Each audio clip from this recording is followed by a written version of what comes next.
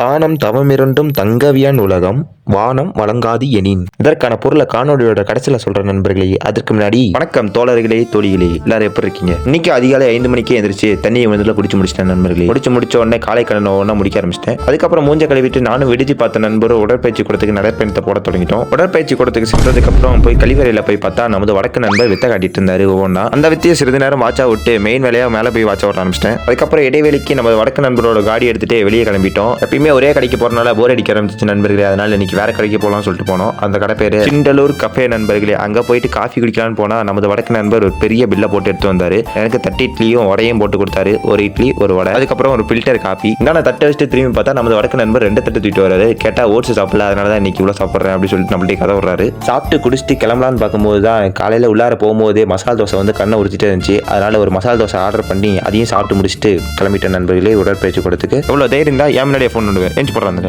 அப்படின்னு சொல்லிட்டு ஒருத்தர் ஏஞ்சி அனுப்பிவிட்டு இன்னைக்கான உடற்பயிற்சி வந்து போட ஆரம்பிச்சிட்டேன் நண்பர்களே. இன்னைக்கான உடற்பயிற்சி மார்பு பகுதி மற்றும் கை பின்புறம். அதுக்கேற்ற மாதிரி 2 வேறுபாடுகள், இதுக்கேற்ற மாதிரி 3 வேறுபாடுகள். அதுக்கப்புறம் ஸ்ட்ரெச்சஸை போட்டு விடுதிக்கு போறேன்னு நினைக்கிறீங்க, அதுதான் இல்லை.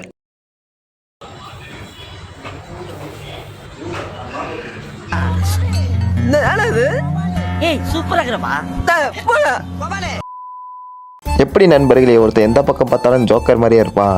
இங்கே பாருங்க, இங்கே இருக்கான். கடந்த 6 வருடங்களாக ஒரே கடையில் வெட்டிட்டுதானா, இன்னைக்கு இங்கே வந்து வெட்டி தலையை வந்து பறி கொடுத்துட்டேன். எதுவும் சொல்றதுக்குள்ள நண்பர்களே. அதனால வேற வழி இல்லாமல் போய் குளிச்சுட்டு வந்துட்டு அப்பயாச்சும் ஒழுங்கா இருக்கான்னு பார்த்தா அப்பயும் மயிர் மாதிரி தான் இருக்கு. என்ன பண்றது, நடந்து போச்சு அப்படின்னு சொல்லிட்டு சாப்பிடலாம்னு சொல்லிட்டு போனேன் நண்பர்களே. அங்க விடுதியில் நான் அதிர்ச்சி ஆகணும் இல்லையோ, எல்லாருமே அதிர்ச்சி ஆகிட்டாங்க. ஆனால் இது யாருக்கு பிடிக்குதோ இல்லையோ, எங்கள் அம்மாவுக்கு கண்டிப்பாக பிடிக்கும். அதுக்கப்புறம் காலை உணவுக்கு உப்புமாவும் முட்டையும் சாப்பிட்டுட்டு இன்னைக்கான காலை உணவை வெற்றிகரமாக வந்து முடிச்சிட்டேன். இருந்தாலும் மனசு ரொம்ப வலிக்குது. புதற மாதிரி முடிய வச்சுட்டு இப்போ புள்ள பூச்சி மாதிரி உட்காந்துருக்கேன். அதுக்கப்புறம் சிறிது நேரம் சாவாசனம் பண்ணிட்டு மதிய உணவு ஒன்று கிளம்பிட்டேன் நண்பர்களே.